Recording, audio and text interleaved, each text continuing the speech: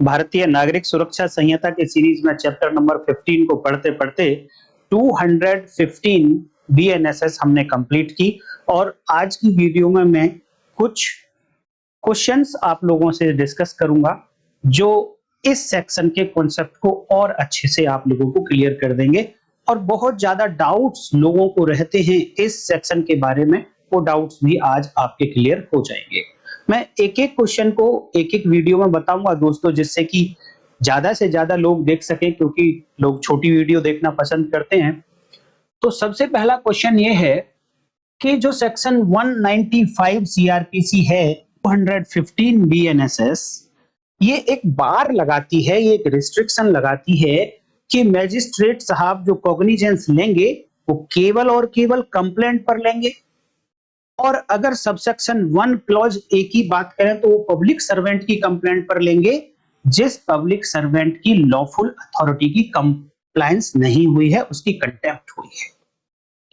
और clause B की बात करें तो वहां कोर्ट है कि कोर्ट की कंप्लेंट पर कॉग्निजेंस लेंगे। इट मींस नंबर एक बात, कंप्लेंट पर ही कॉग्निजेंस लेंगे, क्योंकि मजिस्ट्रेट साहब के पास 4 सोर्सेज होते हैं कॉग्निजेंस लेने के, जिनमें से एक है कंप्लेंट। और उन 4 सोर्सेज की अगर बात करें तो वो सोर्सेज दिए गए सेक्शन नंबर 210 बीएनएसएस में, करस्पॉन्डिंग टू 190 सीआरपीसी में। और वहां पर जो कंप्लेंट की बात हुई है कि मजिस्ट्रेट साहब कंप्लेंट पर कॉग्निजेंस ले सकते हैं, वो कंप्लेंट किसी की भी हो सकती है, इररेस्पेक्टिव कि उनके साथ ऑफेंस हुआ या नहीं हुआ, वो विक्टिम है या नहीं है, ऐसा पर्सन भी एक कंप्लेंट फाइल करके लॉ को मोशन में ला सकता है। तो वहां 4 सोर्सेज में से पहला बार तो ये लगाया, पहला रिस्ट्रिक्शन तो ये कि इन 4 सोर्सेज में से केवल और केवल कंप्लेंट पर कॉग्निजेंस लेंगे। और दूसरा बार ये है कि वो कंप्लेंट किसकी होगी, वो भी कंप्लेंट एक स्पेसिफिक पर्सन की होगी। वहां कोई जनरल पर्सन आकर, ऑर्डिनरी पर्सन आकर लॉ को मोशन में नहीं ला सकता। वहां केवल और केवल 2 ही पर्सन हैं, या तो वो पब्लिक सर्वेंट जिसके अगेंस्ट ऑफेंस हुआ है, या वो कोर्ट जिसकी कार्यवाही के दौरान ऑफेंस हुआ है। उन दोनों की ही कंप्लेंट होगी, तभी मैजिस्ट्रेट साहब कॉग्निजेंस ले सकते हैं ऐसे ऑफेंसेस का जो सेक्शन 195 सीआरपीसी या 215 बीएनएसएस में लिखे गए। अब बार बार डाउट ये आता है लोगों को कि ये जो बार है ये एक्चुअल में है किस किस प्रोसीडिंग्स पर, कौन कौन सी प्रोसीडिंग्स पर है। तो मैं अगर आपको ऑप्शन दूं तो क्या ये बार इन्वेस्टिगेशन बाय पुलिस पर है, कि ऐसे ऑफेंसेस जिनके लिए सेक्शन 215 बीएनएसएस ने कहा कि मजिस्ट्रेट साहब आप केवल कंप्लेंट पर कॉग्निजेंस लेना और केवल इन लोगों की कंप्लेंट पर कॉग्निजेंस लेना, तो क्या ये बात इन ऑफेंसेस के इन्वेस्टिगेशन पर भी बार लगाती है कि पुलिस इन केसेस का इन्वेस्टिगेशन नहीं करेगी? नंबर एक बात। नंबर 2, क्या मैजिस्ट्रेट साहब कॉग्निजेंस नहीं लेंगे केवल और केवल इस पर बार लगाती है, या फिर दोनों पर बार लगाती है कि बिना पर्टिकुलर पर्सन की कंप्लेंट के ना तो मैजिस्ट्रेट कॉग्निजेंस लेंगे ना पुलिस इन्वेस्टिगेशन करेगी? तो इसका सही जवाब दोस्तों ये है कि केवल और केवल जो बार है सेक्शन 195 सीआरपीसी और करस्पॉन्डिंग टू 215 बीएनएसएस, वो है टेकिंग कॉग्निजेंस बाय अ मैजिस्ट्रेट, कि कोई भी दंडाधिकारी किसी अपराध का संज्ञान, किसी अपराध बोले तो वो वाले अपराध जो सेक्शन 195 सीआरपीसी या 215 बीएनएसएस में लिखे गए हैं, उन ऑफेंसेस का संज्ञान केवल और केवल इन्हीं 2 लोगों की कंप्लेंट पर लेंगे। इसमें इन्वेस्टिगेशन पर कोई बार नहीं है, क्योंकि आप बेयर लैंग्वेज देखें आप तो लिटरल इंटरप्रिटेशन यही कहती है कि ये जो रिस्ट्रिक्शन लगाया वो केवल और केवल कॉग्निजेंस पर लगाया गया है। तो इसमें कोई डाउट की गुंजाइश तो नहीं होती है, लेकिन फिर भी बहुत सारे मैटर्स आते हैं, कभी कोई हाई कोर्ट्स कुछ कह देती हैं, तो डाउट कहीं ना कहीं आ जाते हैं। तो इन डाउट्स को दूर करने के लिए मैं इस आंसर की सपोर्ट में कुछ बातें आपको बताना चाहूंगा जो आपके लीगल एक्यूमेंशिप को बढ़ाएंगी, आंसर देने में हेल्प करेंगी, और नॉट ओनली इसी क्वेश्चन का आंसर देने में हेल्प करेंगी आपको बहुत सारी और बातें भी सिखाएंगे। देखिए, एक सेक्शन है 195 सीआरपीसी 215, आप इसकी लैंग्वेज पढ़ लीजिए। उसमें कहा गया no court shall take cognizance. It means court को किस बात के लिए रोका जा रहा है? कॉग्निजेंस लेने से रोका जा रहा है। और किसको रोका जा रहा है? No court shall take cognizance. It means कि कोर्ट को रोका गया है। और कोर्ट का मतलब including magistrate, including court of session, additional session जजेस। कोर्ट में सारे कोर्ट्स आ जाती हैं, और मैजिस्ट्रेट जब बोला जाएगा तो केवल और केवल मैजिस्ट्रेट की बात होती है। तो सेक्शन 195 सीआरपीसी या 215 बीएनएसएस अपने आप में बहुत क्लियर है कि यहां जो रोक लगाई जा रही है वो नंबर 1 कोर्ट पर और नंबर 2 कॉग्निजेंस लेने पर लगाई जा रही है। नंबर दूसरी बात, आप सेक्शन देखिए 154 सीआरपीसी करस्पॉन्डिंग टू 173 बीएनएसएस। इसके बारे में आप सब लोगों को पता होगा कि ये कहा जाता है कि किसी कॉग्निजेबल ऑफेंस की इंफॉर्मेशन जैसे ही किसी स्टेशन हाउस ऑफिसर के पास पहुंचेगी, और अगर वो कॉग्निजेबल इंफॉर्मेशन डिस्क्लोज करती है, तो वो officer in charge of police station bound है ऐसी इंफॉर्मेशन को रजिस्टर करके एफआईआर में कन्वर्ट करने के लिए। इट मींस ये सेक्शन डील करती है कि एफआईआर कैसे रजिस्टर होगी। एफआईआर फर्स्ट इंफॉर्मेशन, प्रथम सूचना रिपोर्ट। और जब आप ये सेक्शन के कंटेंट पढ़ेंगे तो वहां कोई एक्सेप्शन नहीं लिखा गया कि अगर इंफॉर्मेशन ऐसे ऑफेंसेस की है जो ऑफेंसेस सेक्शन 195 सीआरपीसी में लिखे गए थे या 215 बीएनएसएस में लिखे गए थे, तो उन पर वो officer in charge of police station FIR register नहीं करेगा। ऐसा एक्सेप्शन वहां नहीं लिखा गया है। इट मींस यहां से भी क्लियर है कि एफआईआर रजिस्ट्रेशन पर कोई रोक नहीं है सेक्शन 195 सीआरपीसी की या 215 बीएनएसएस की। अब एक और सेक्शन आपको दिखाता हूं, section 156 subsection 1 CrPC corresponding to 175 subsection 1 BNSS.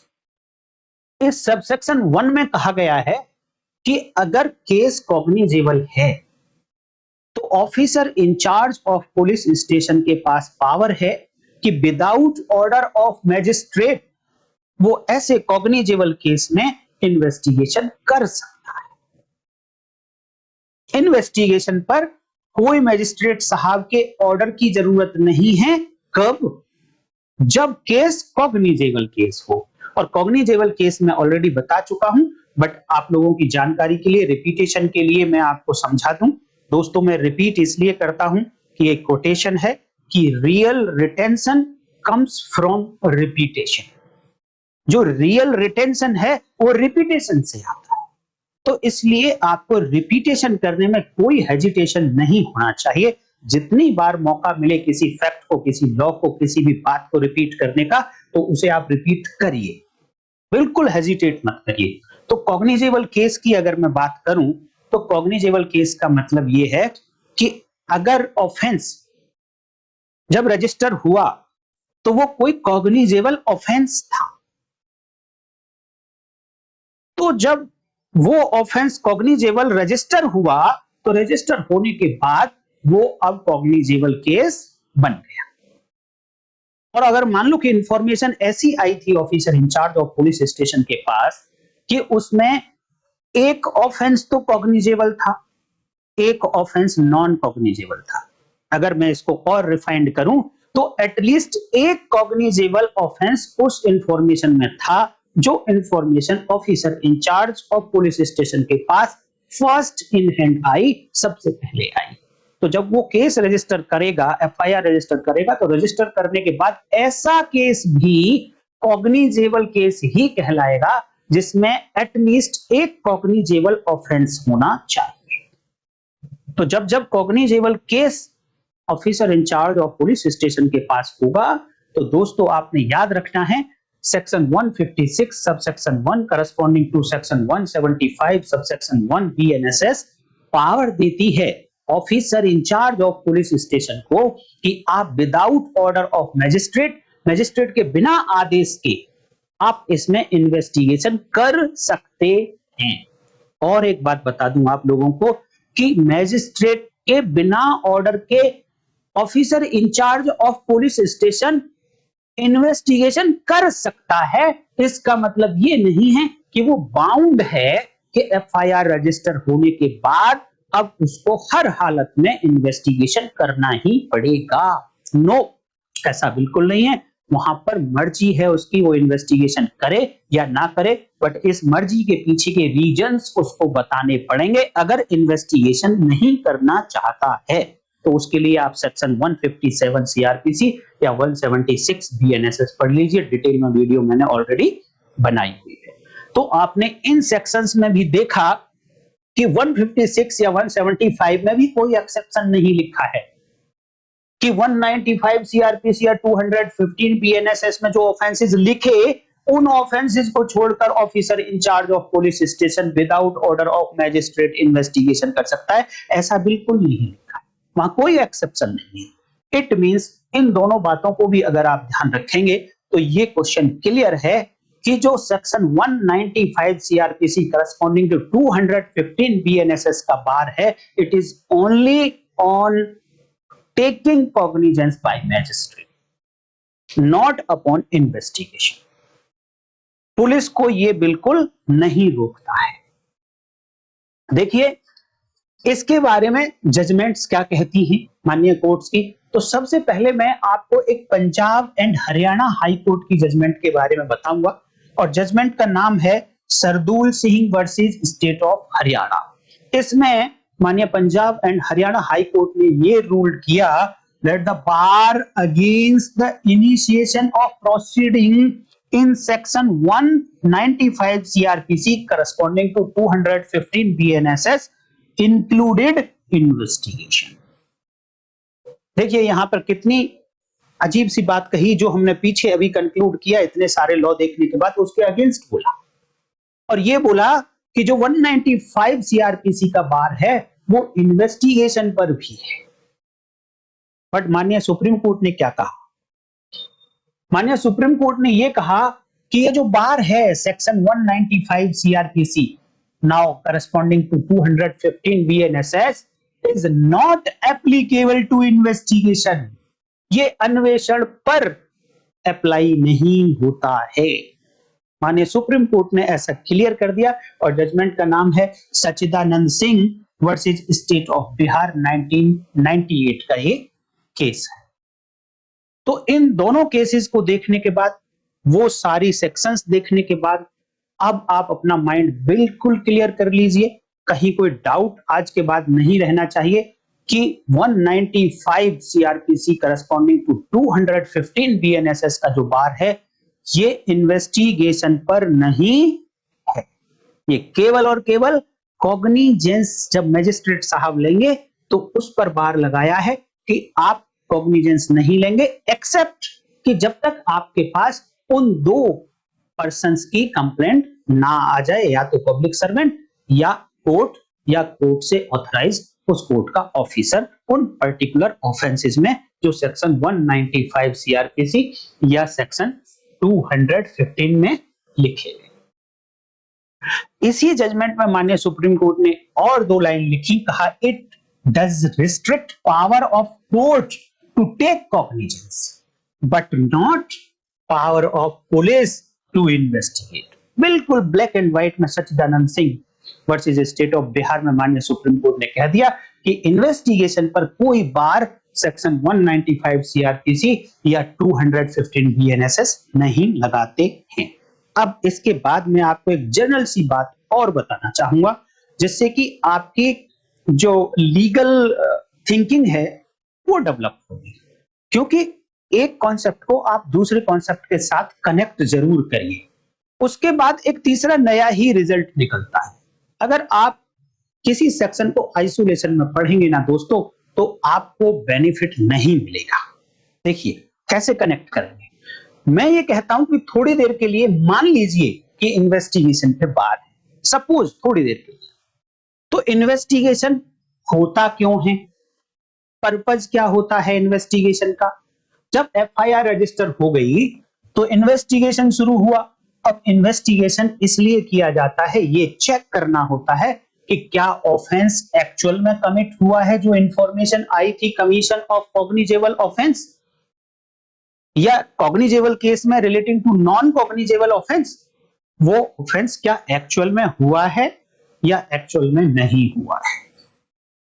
ये जानने के लिए इन्वेस्टिगेशन किया जाता है। और साथ में ये भी होता है कि किसने किया है, और तीसरा कि अगर ऑफेंस हुआ है या नहीं हुआ है तो इससे रिलेटेड जितनी भी एविडेंसेस अवेलेबल हैं उन सबको कलेक्ट करके एक कंक्लूजन पर पहुंचना कि क्या ऑफेंस किसने किया है, और अगर नहीं किया है तो क्यों नहीं किया है। ये इन्वेस्टिगेशन का पर्पज होता है। एक जनरल बात मैंने आपको बताई है। तो आप ये देखिए कि इन्वेस्टिगेशन होने के बाद अगर सपोज ये आया निकल कर कि ऑफेंस तो हुआ ही नहीं है, एविडेंसेस ऐसी हैं कि ऑफेंस तो हुआ ही नहीं है, तो अब आप इसको कनेक्ट कीजिए कॉग्निजेंस से कि मैजिस्ट्रेट साहब कॉग्निजेंस लेते कब? कॉग्निजेंस जब लेंगे जब कोई ऑफेंस हुआ होगा, लेकिन इन्वेस्टिगेशन ने तो कंक्लूड कर दिया ऑफेंस हुआ ही नहीं है। तो यहां जो पुलिस रिपोर्ट तैयार की पुलिस ऑफिसर ने, क्या इस पर मैजिस्ट्रेट साहब कॉग्निजेंस लेंगे? अब तो मैजिस्ट्रेट साहब को कॉग्निजेंस ही नहीं लेना है। तो जब कॉग्निजेंस ही नहीं लेना तो ना तो किसी की कंप्लेंट चाहिए, ना पुलिस रिपोर्ट चाहिए, ना कुछ और इंफॉर्मेशन चाहिए, ना सुमो तो ले सकते। इट मींस जो बार लगाया गया है वो कॉग्निजेंस लेने के लिए लगाया गया है।